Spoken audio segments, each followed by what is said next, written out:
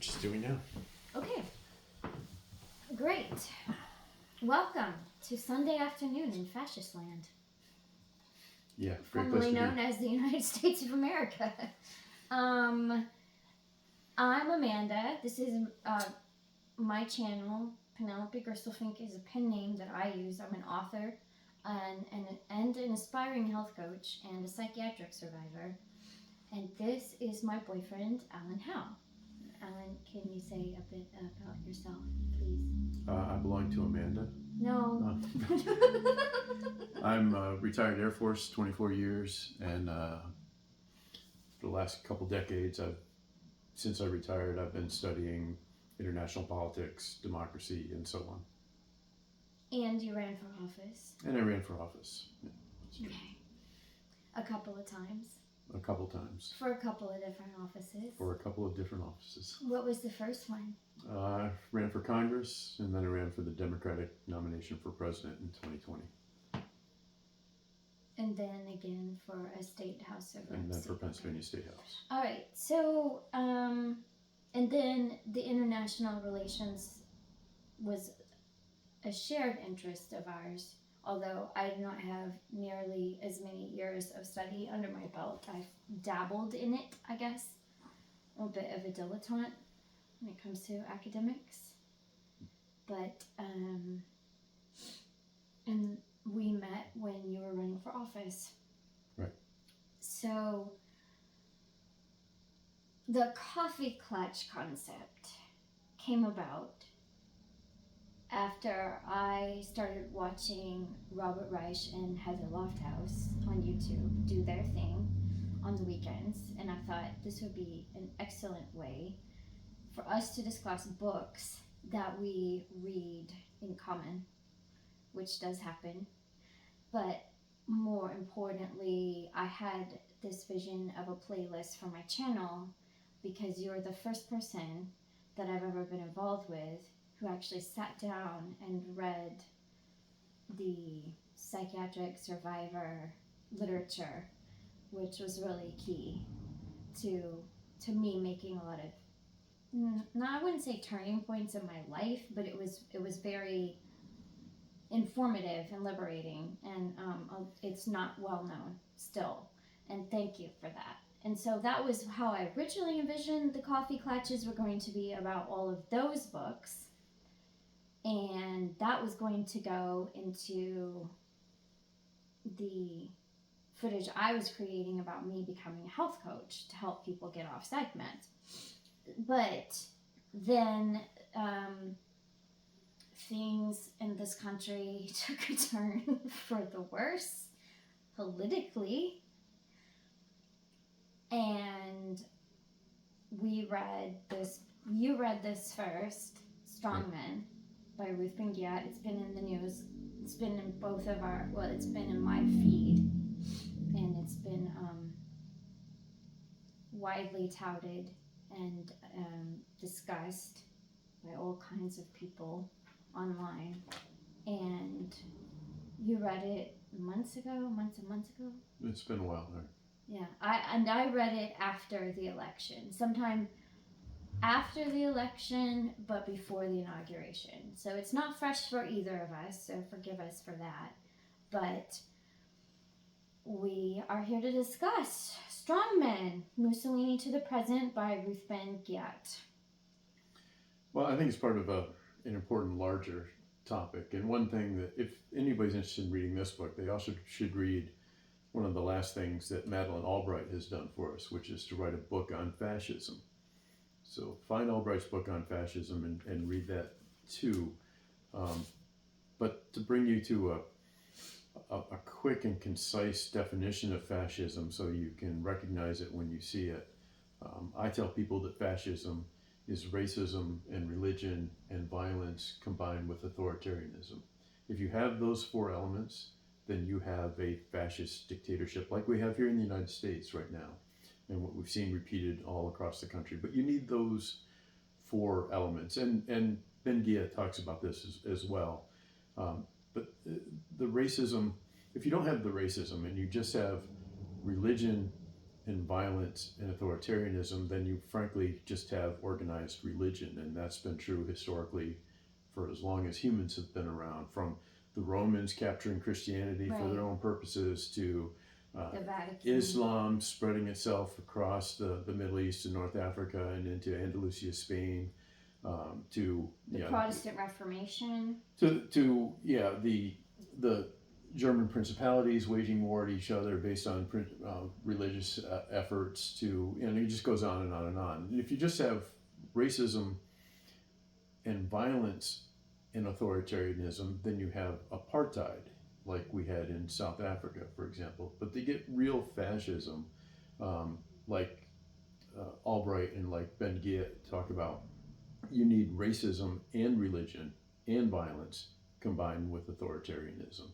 And that's what we have here. That's what we have in Russia, for example. That's what we have in Hungary, where there are elements of all of that. The racism unites the fascists here in the United States, but the religion gives them not just a little bit more of an organizing principle, but it gives them authority. It gives them cover for what they're doing. And I don't mean religion like people understand religion.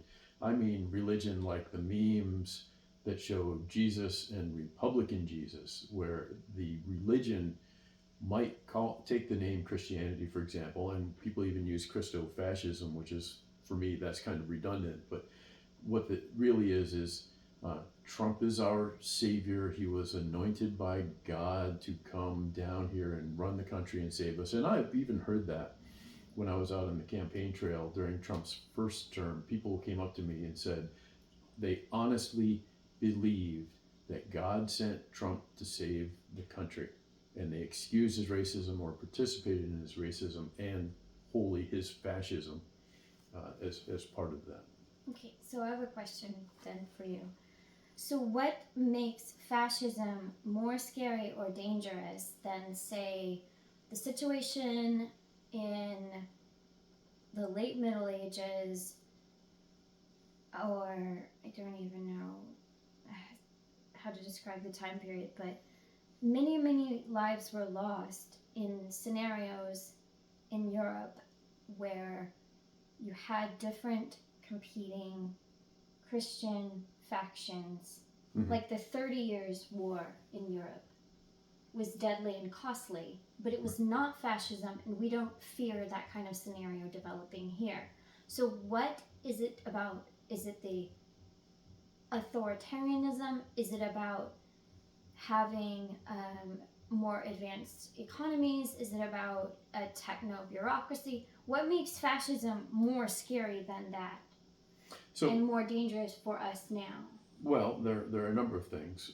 One, the racism lends itself to the violence.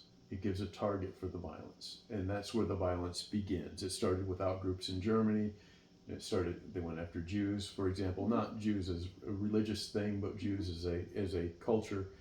Here we're going after black and brown people. We have literally masked thugs going after black and brown people, not immigrants, not criminal immigrants. They're tackling American citizens and detaining them because their skin was not the correct color.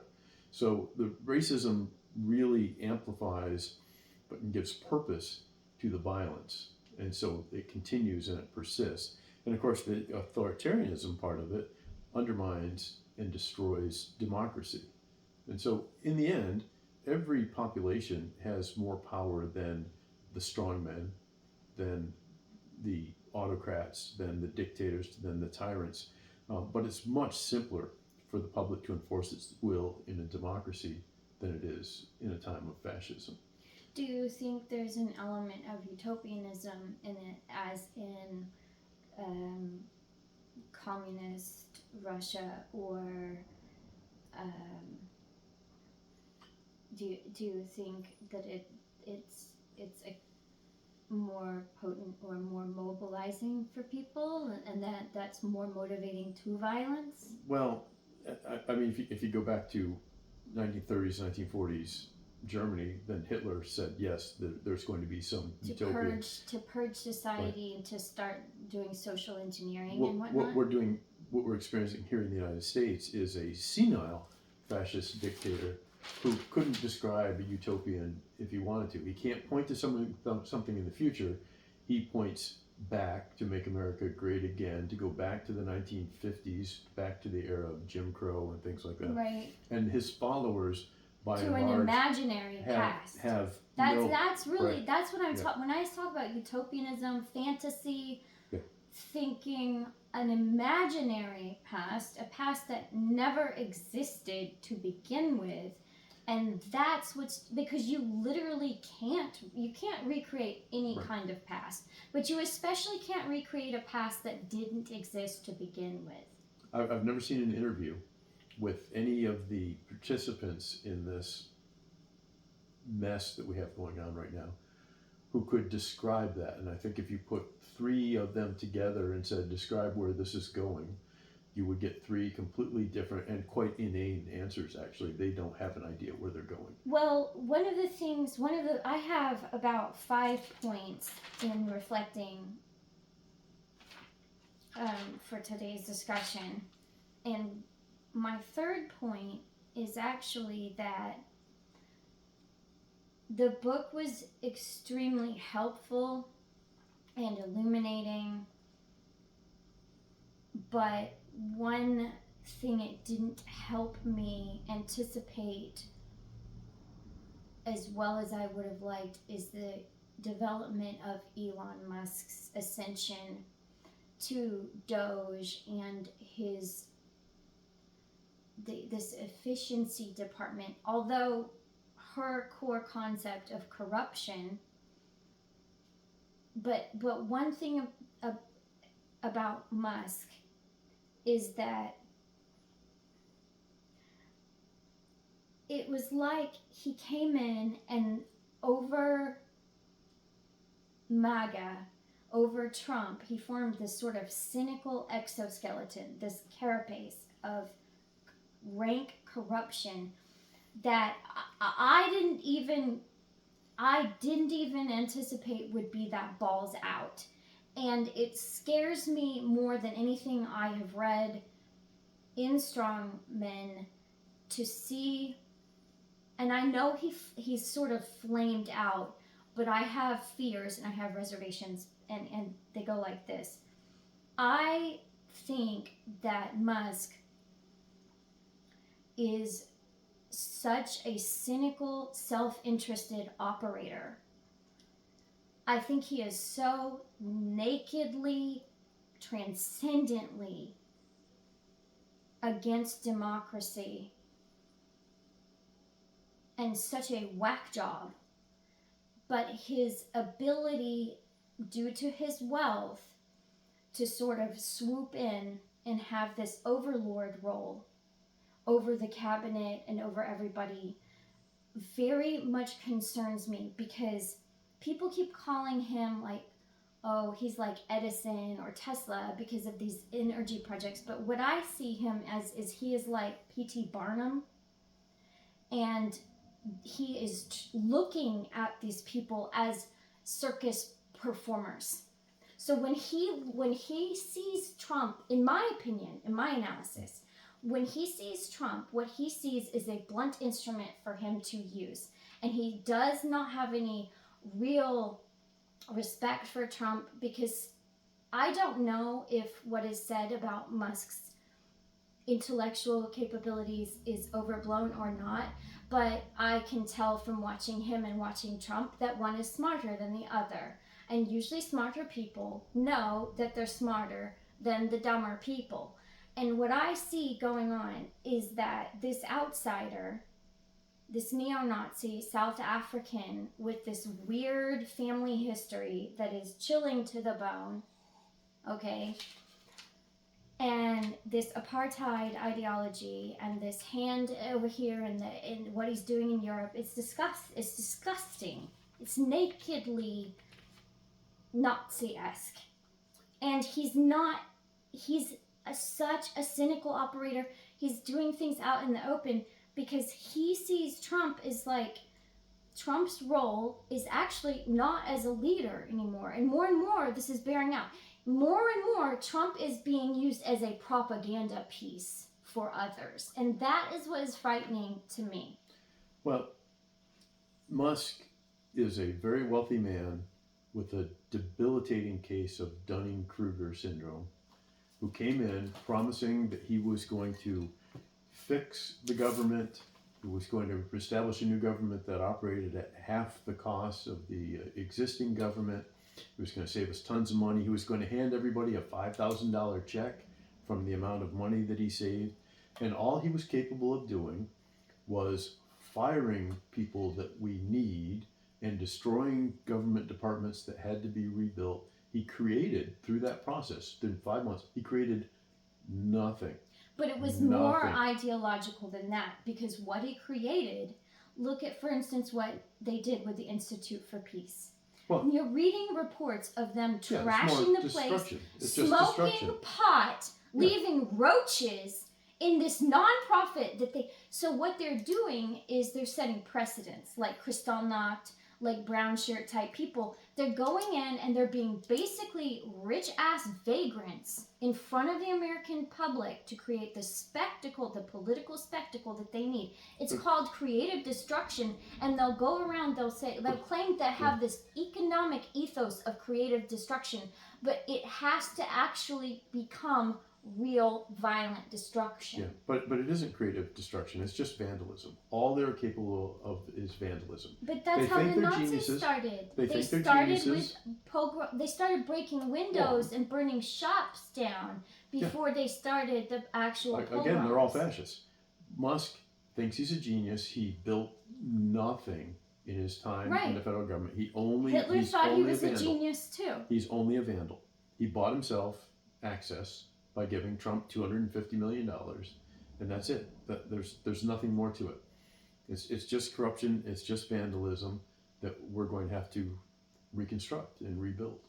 But my point is, when I was reading StrongMen in the preparation, I was thinking of all of these comparisons between Berlusconi and Trump and Mussolini and Trump, and now we have multiple. I don't know who to be more afraid of. Yeah, well, Berlusconi had his own money, so he was. That's another one of my points about the media mogulships. That would be Berlusconi would be like Musk being actually elected president. Trump has money, but Trump isn't going to spend his money on anything. He's only going to spend other people's money. So there's a constraint there, at least. You see what I'm saying? There's a structural constraint around him. Around Trump? Yeah. You think? Yeah. Well, Trump's biggest constraint is his senility. That too. But I'm not even sure. He immediately moves in this direction, and a moment later, when someone talks to him, or a different synapses fires in his brain, he reverses course and goes back and forth and back and forth. It's not sly. It's not clever. It's not calculated. It's just insanity. Well, do you think that we're starting to see a sort of fracturing of his indispensability to these people? Because, see, I think that's when I say he's a propaganda piece and he's a tool. I think that the second that he becomes, that his relationship as the dog whistle master of the MAGA masses breaks down, as soon as that's not rock solid, because he's supposed to be keeping a lid on these people on behalf of everyone else around him who has their own goddamn agenda. I mean, the cabinet is like, I don't even know. Some of them are just this cartoonish mini idiots. But some people, like Elon Musk in his orbit, and Stephen Miller, okay, it's Elon Musk and Miller who really concern me, because they're really the operators and they're really calling the shots. And I feel that once Trump cannot command his base and keep a lid on them, that all hell will break loose, and what we'll see is like this infighting, and I mean that may be very good. We may gain some ground back, but like I really fear these people.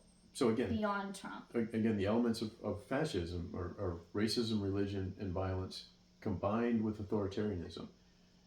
Trump is the indispensable authoritarian at the center of this. He's indispensable. If he's gone, the whole thing, it's like losing the center of the spoken wheel. All the pieces go flying in all directions. Right, and I think we're starting to kind of see that. Well, what we're seeing more than anything else is Trump alienating groups who have been supporting him. Musk isn't there anymore. The farmers aren't there for him anymore. The folks who have spent over a year saying Democrats wage war for decades, never mind that Republicans started the war. Trump is the guy of peace. Trump is going to end all these wars, and there are not going to be any wars during his time. He said he was going to, they believed him and repeated his promise. He was going to end the war in Ukraine on day one, maybe even end it before day one, before he took the oath of office. It's still going on. He hasn't ended the conflict between Netanyahu and the Palestinians. He didn't prevent the conflict between Netanyahu and Iran, and now he's joined that conflict himself, unconstitutionally, in contravention to the Constitution. And he keeps alienating groups of his supporters through these actions, through his senility, in fact. And so that's going to continue. But there was already a sufficient population of anti-Trump members to get rid of him. They just need to get out in the streets. All these dictators fall to mass movements, to nonviolent mass protests. That is the number one hammer for driving these authoritarians out of office. It's getting into the streets like July 4th. Everybody should be out there. This is how we get rid of these people. So fascism is a powerful force, but it's always stupid. Its organizing principles are its weaknesses, in fact, and especially a senile authoritarian at the center of all of this. Do you think that it's garden variety senility, or do you think that winning again enhanced a sort of pathological streak in him, like a malignant, narcissistic? Do you think winning actually just supercharged what was already there, or do you think it's both? It could be both. I mean, he is not a young man. He can probably still get his way around a golf course because he's done that forever. Every moment he's in the White House, he's out of his depth.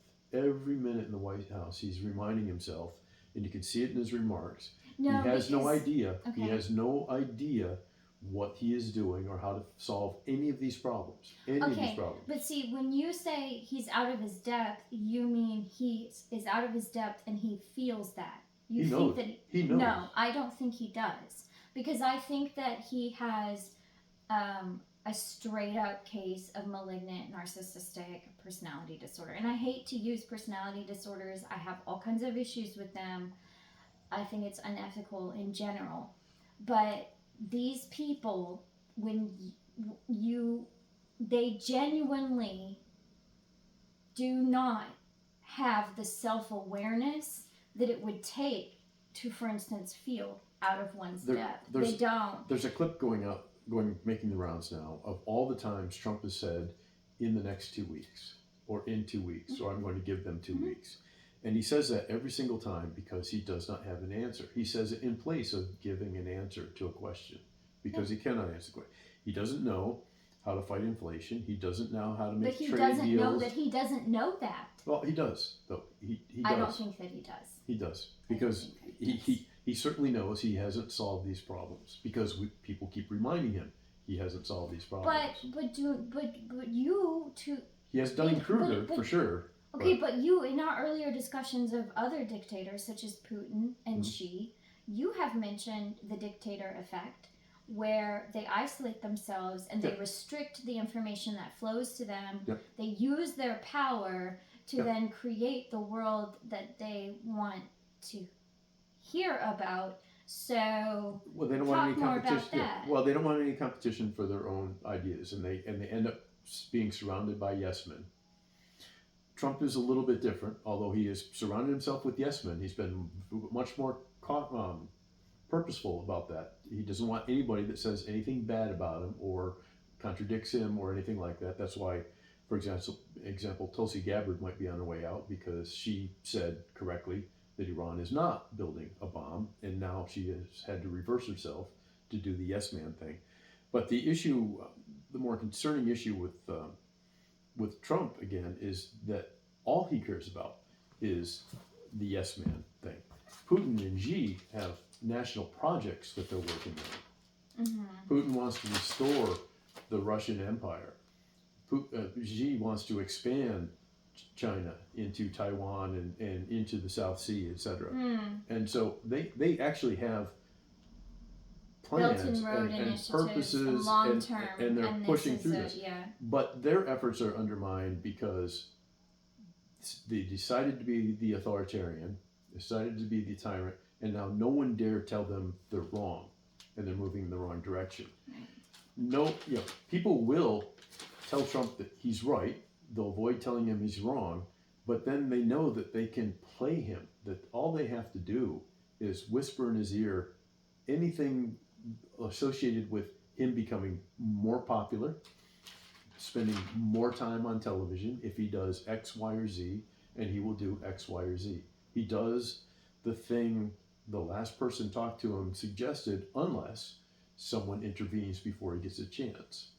And that's why you see him going back and forth all the time. He hasn't decided that Iran actually has weapons because he's not looked at the evidence. He doesn't. It's about what he wants to do. He doesn't. What someone suggested he wants to do. Or like this pattern that we talked about when I said, well, with the Wall Street people calling him a chicken and taco, right? And then what did I say?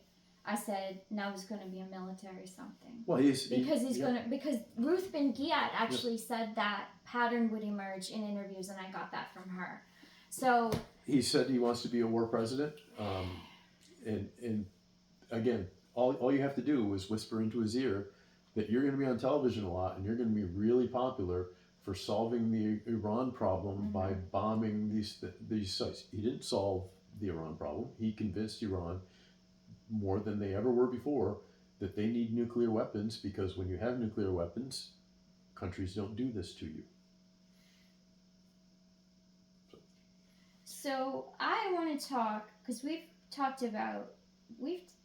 about fascism and its flaws somewhat, but my first point and questions for you are that the first thing that came up for me in reflecting on this book and what's going on was this: the Constitution is not an ideology, and that is a weakness for it right now in this moment, because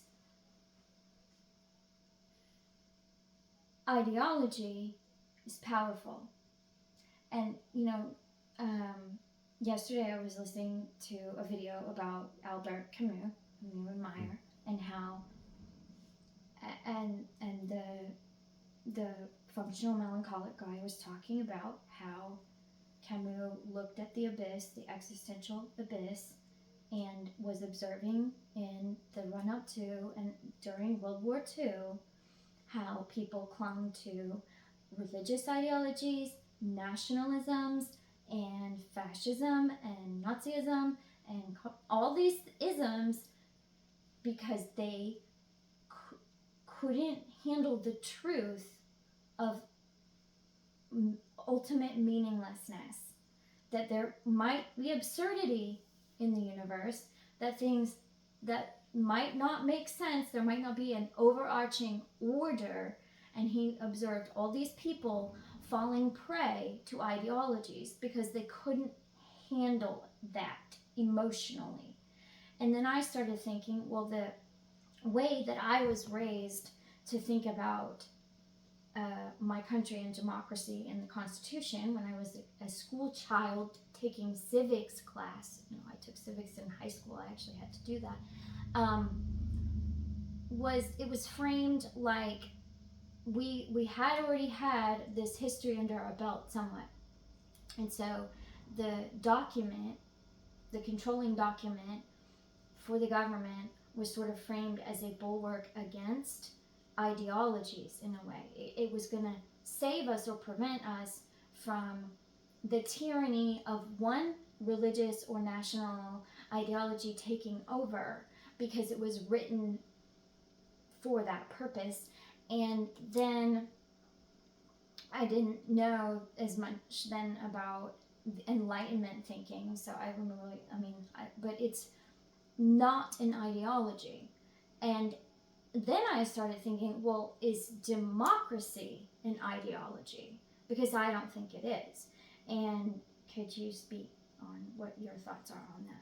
Well, you probably heard me say this in the past, but the closest thing I have to a religion is American democracy, constitutional democracy, because it is, to overstate the case a little bit, it's the end-all be-all of humans governing themselves. And anytime you have more than one human in a space, there's a system of government formed right from that point on. We're not escaping government. We just get to decide what it is. And democracy is the easiest government for the people to control what happens in their future and in their lives, in their present. So then why are people choosing ideology over it?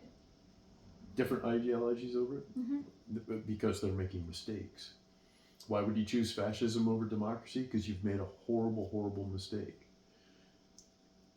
People offer up communism, for example, as an alternative, but the fact is, it's not workable, and every attempt to work it actually ends up in a socialist, almost quasi-fascist authoritarianism that wrecks human existence in many cases, in many respects.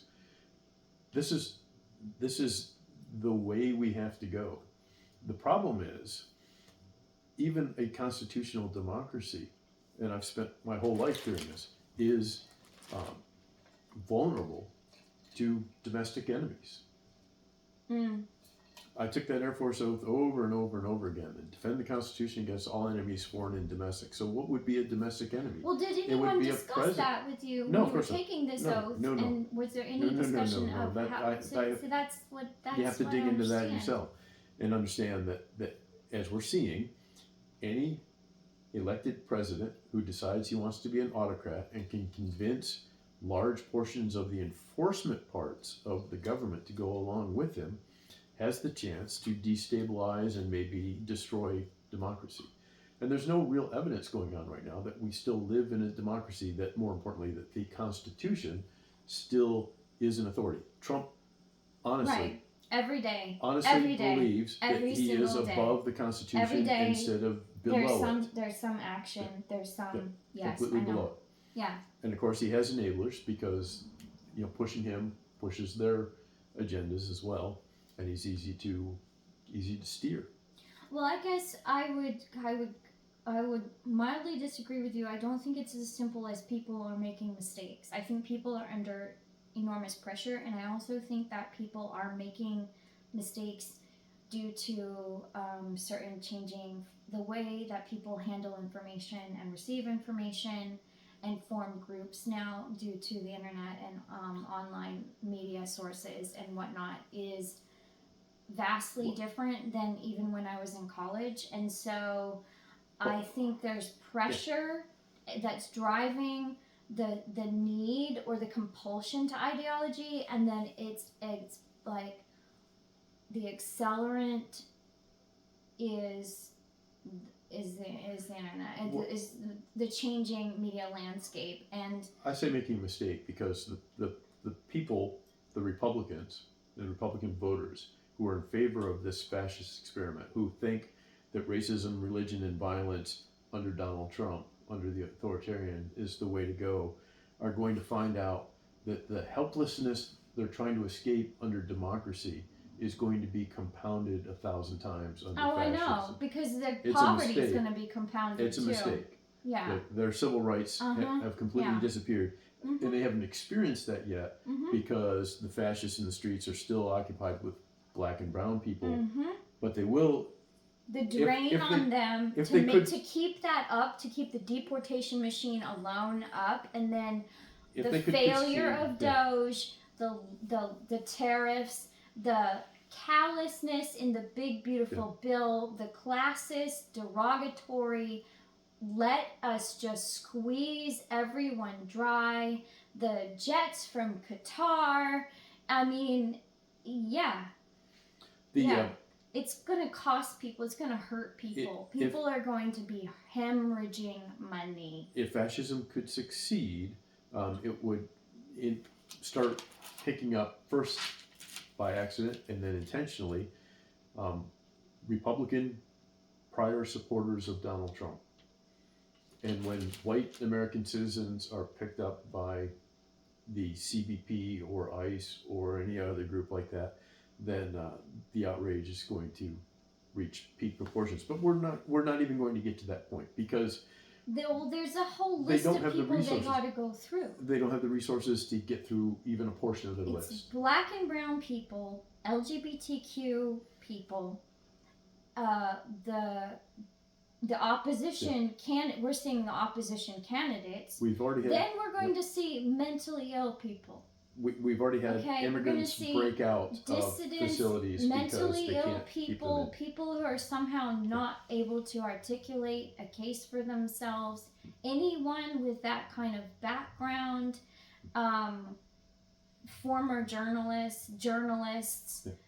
We got to go through 5 or 6 groups of people before I think they'll even round up a single white male accidentally. I mean, and for what? For obstructing? For being in a parking lot of a Home Depot? I mean, I don't know what they would, what pretext would be offered. There are white Republican men who voted for Trump and love him and just lost their wives because their wives are white enough.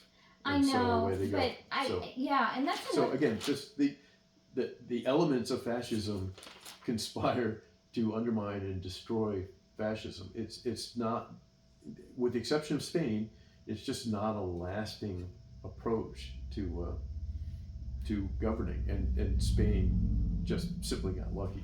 Well, with respect to women, I don't know which way. I don't know how it's going to go. I mean, I know it's bad, but one of the things about the book was reading accounts that she puts in here of Mussolini, Berlusconi, Gaddafi in Libya, and Mobutu, and the underground, but not so underground, sex trafficking and the raping of girls as young as 13, and the constant trafficking and the constant sexual violence that I think we're actually not that far off.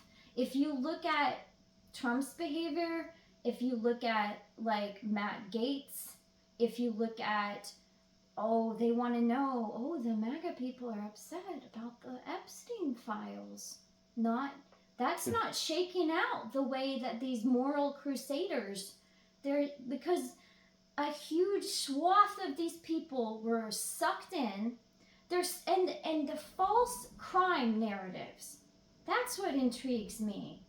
Just the fault, but it shouldn't intrigue me. As a former crime reporter who saw how distorted just basic street level crime in a basic neighborhood could be through mass media, it shouldn't, but it's disturbing. Like, it's hugely impactful. It's hugely mobilizing.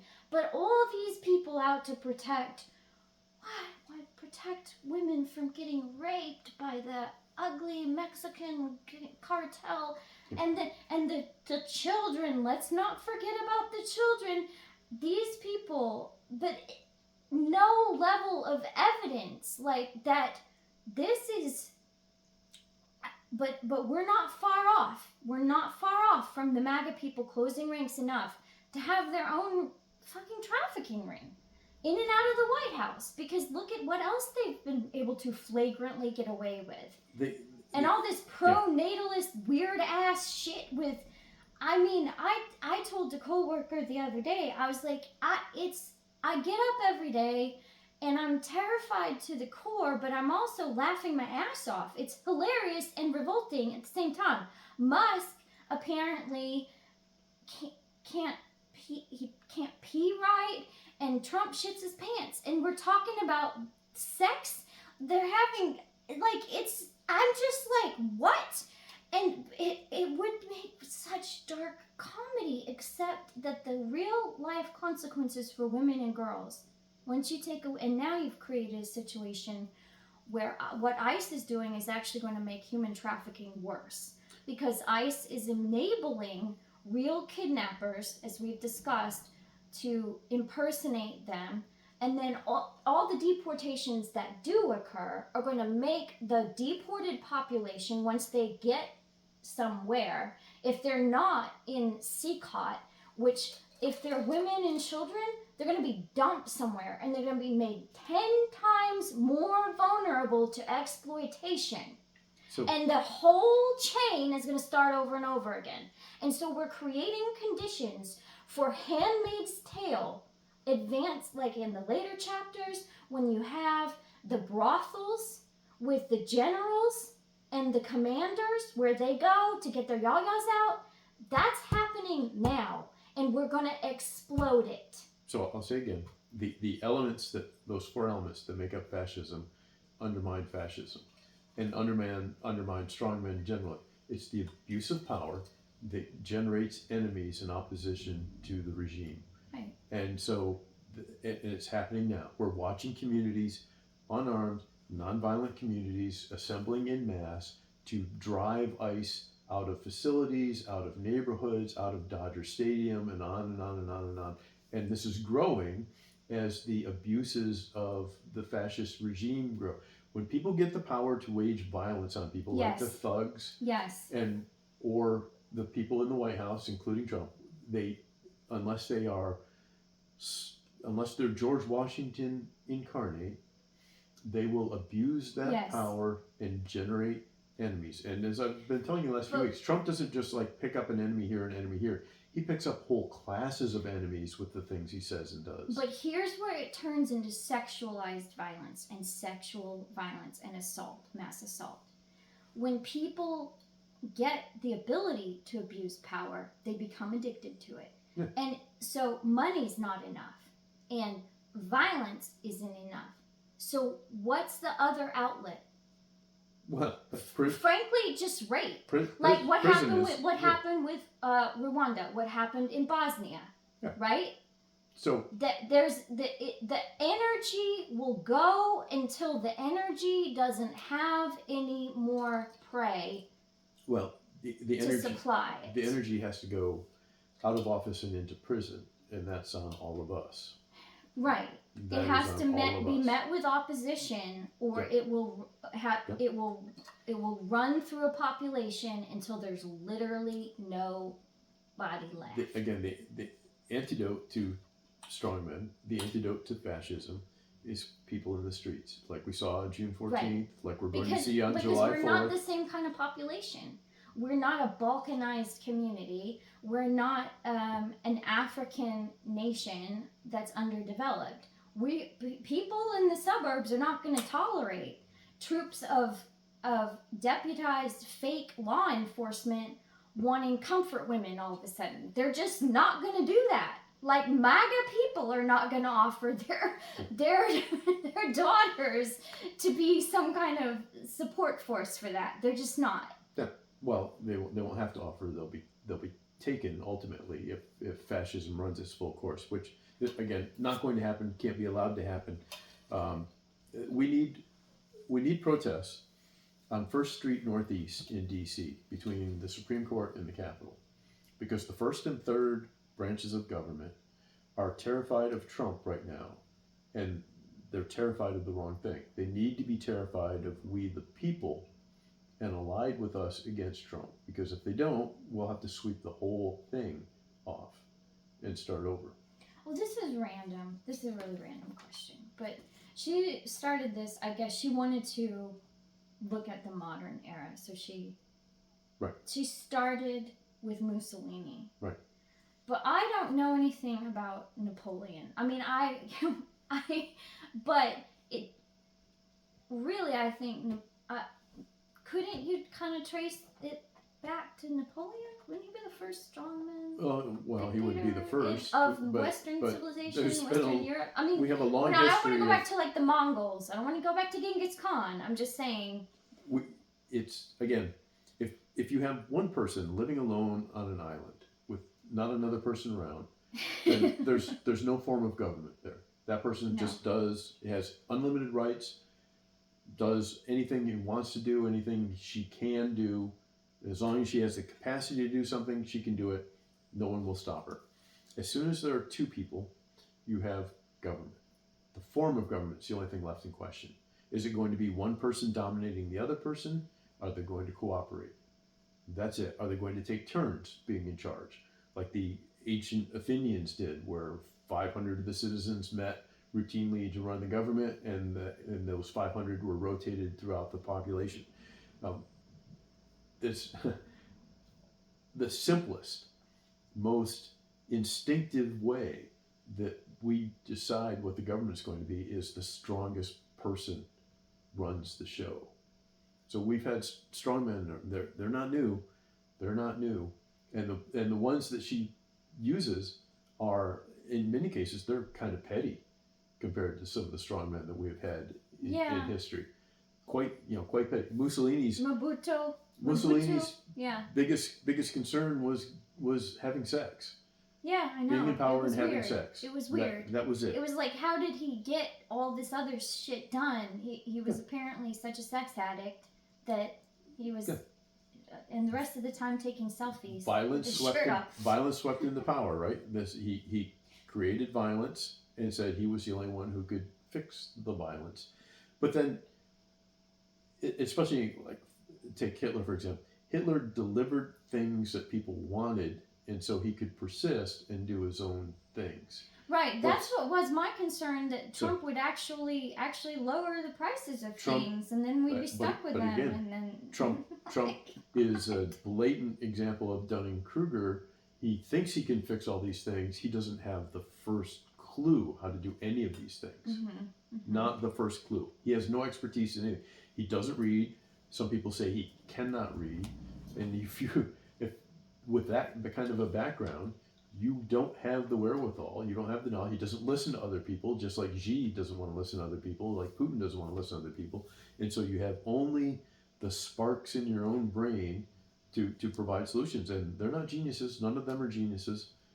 Trump especially wasn't a genius in his first term. Now he's a senile non-genius. I know, and one of the worst things about this second term is that he got better at choosing cabinet secretaries and people in his orbit who are of his own intellectual caliber and don't pose any threat. They won't outshine him in any way. No. I mean, they are all just cut from the same cloth, in my opinion. They had to be supplicants. They had to be sycophants. And they're all as dumb as he is. I mean, many of them are as dumb. I don't think they're all as dumb as he is, but like most of them. I don't think Tulsi Gabbard is as dumb as he is, but the rest of them, yeah.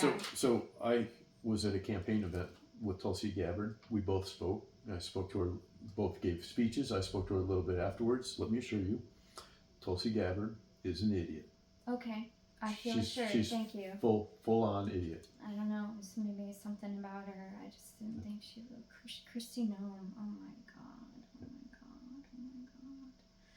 So, other points that came up for me.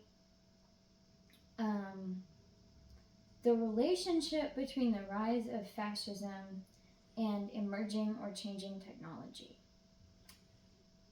Like, you told me after you read this, I remember one of your first comments was, it was really interesting how much Ruth Ben-Ghiat talks about Mussolini and the use of film and radio kind of taking a backseat to television and film and the new visual aspect, the optics of mass media. Yeah, the more I think about that, the more I wonder how important that is, because the changes in media are constant, and people grasping for power are constant, and I'm I'm thinking the more a coincidence than an asset. Obviously, if somebody wanted to grasp for power and didn't want to use the internet or didn't want to use film when film was first coming out, then they would fail. But I don't know that I've read. Right, she highlights that coincidence through there, but I don't know that I've seen anything that suggests that um, each time there's a change in media approaches or media techniques that there's an opportunity for a fascist to then No, step I up. don't think that's what I meant to suggest with the question.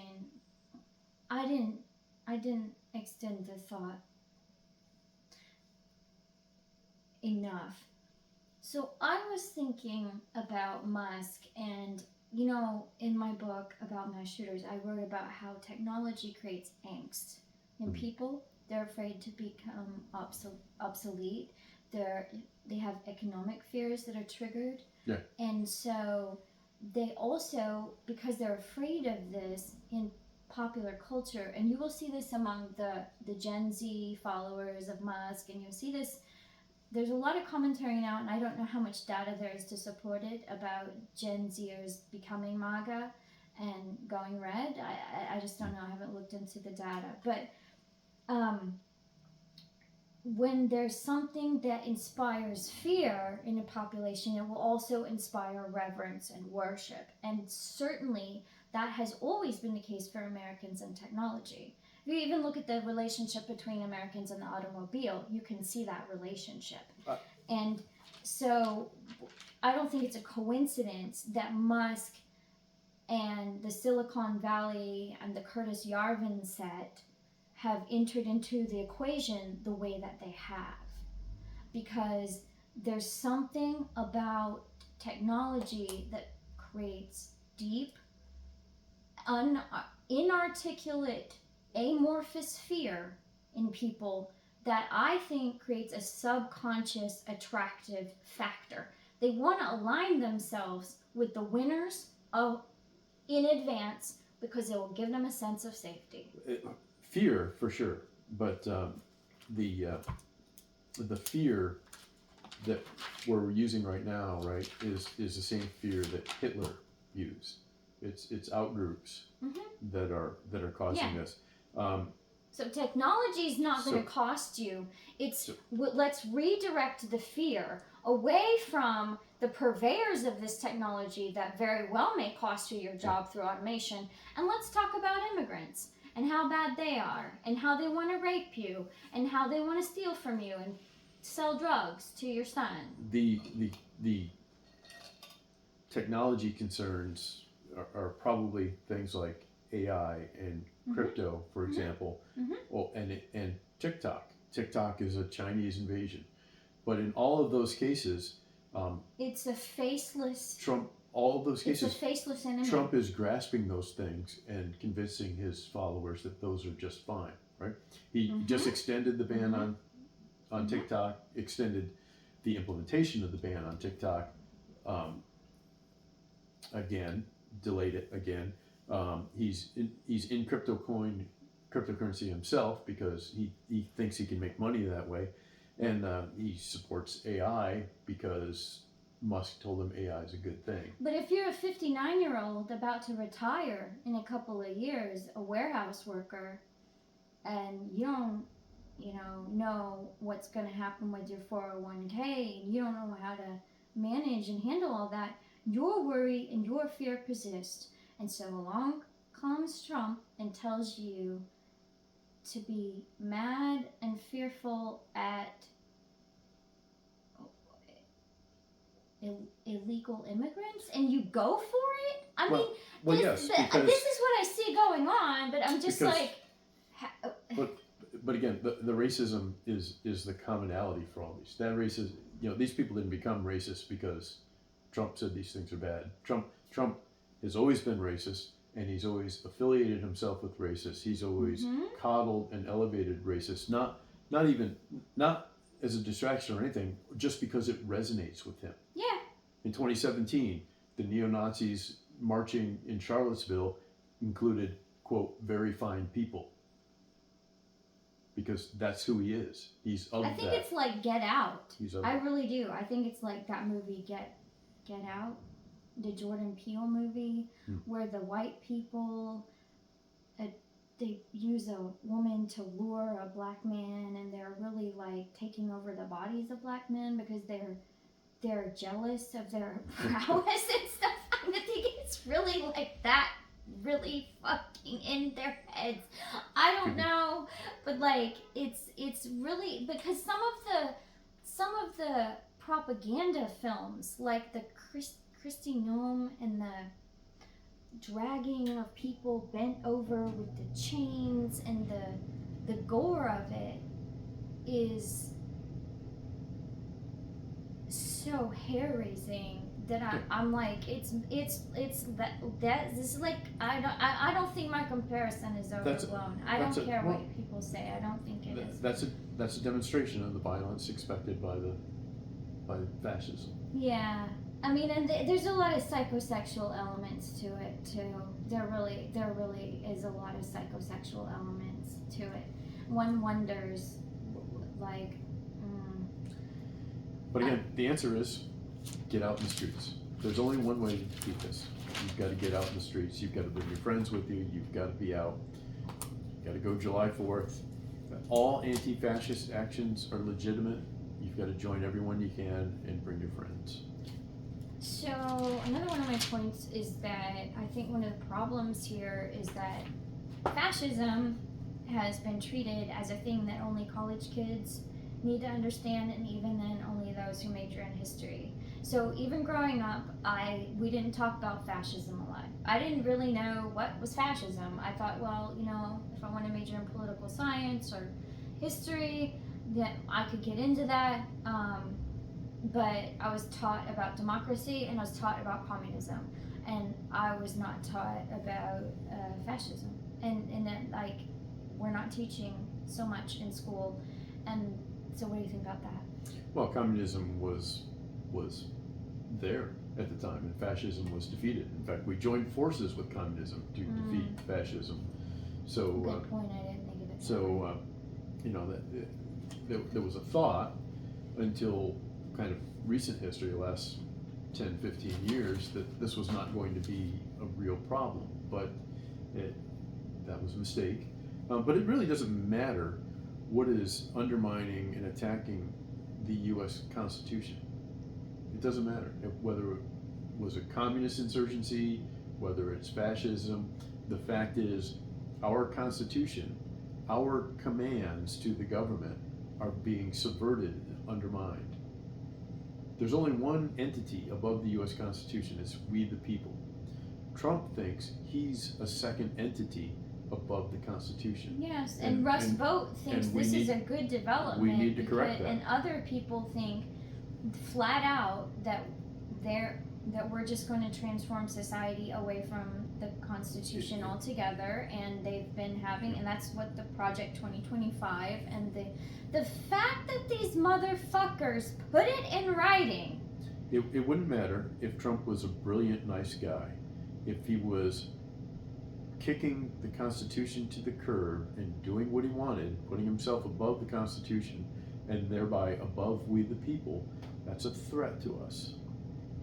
Donald Trump is a threat to the United States. I've been telling people that on the campaign trail since 2016.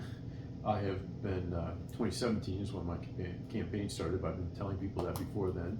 I've been illustrating his parallels to fascism since 2018, and here we are.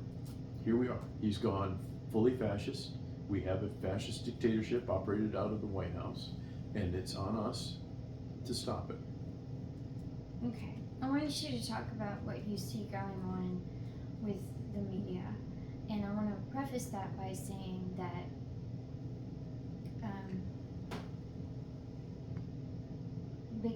because I used to want to be a member of the media and was briefly a reporter a couple of times. I consider myself somewhat media literate, and I am not as deep and sophisticated a consumer of media these days as you are. But one thing that is really irritating me a lot is that in my media diet landscape, in my feed, I see a lot of people intellectualizing and agonizing, and a lot of like, I don't even know how to, like, dog with a bone behavior, and these arcane, insane debates over legacy media versus the alternative and independent media, and I am so sick of it. So I am so sick, for instance, of people claiming that somehow we got here because the legacy media failed us, and because they're alternative or quote independent or in freelance, whatever, and the legacy media is their direct competitor. And I see it like that. Like, I see what's going on, and I'm like, y'all are so out to lunch and beside the point. Because in my world now, my blue collar, everyday world, the most disturbing thing about this whole thing is that so many of my adult peers do not consume the news at all. I'm not, because I used to think the problem is people are consuming news on social media, and it's a really reductive, soundbited, distorted, Orwellian newspeak fucking version. No, now the level of it is, I can go up to a coworker and I can say, "Did you see what Elon Musk did at the convention or the inauguration when he threw up this?" And this person say to me, "Who is Elon Musk?" Or I say to the same person, "Are you aware of what Kanye West has been up to lately with the words I cannot say a song?" And he's like a fan of Kanye West, and he has I'm the news feed now. I'm the fucking news feed. And I'm like, what? So and these people are voters. And these people buy eggs and shit. I don't know how to describe the horror I feel if they were taking in. This horrifies me as much as the people who sit in the break room and take in Fox News, because at least they're aware. They're getting the wrong version of events, but they're aware that we have a government. They're aware the government is doing things, and they're aware of.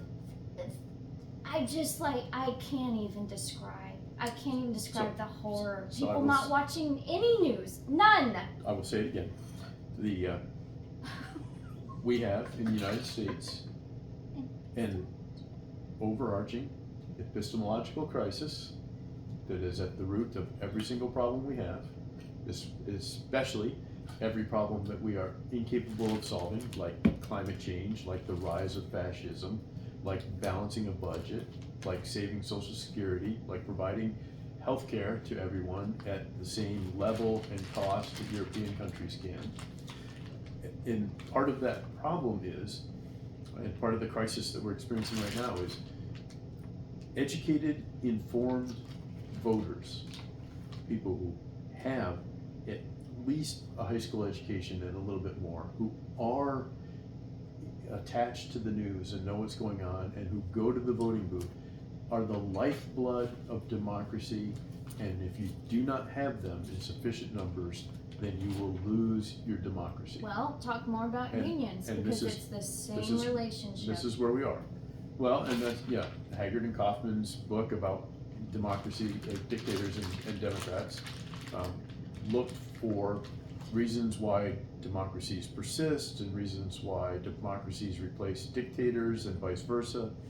And the one thing in all of the study they did, the one thing that emerged as the only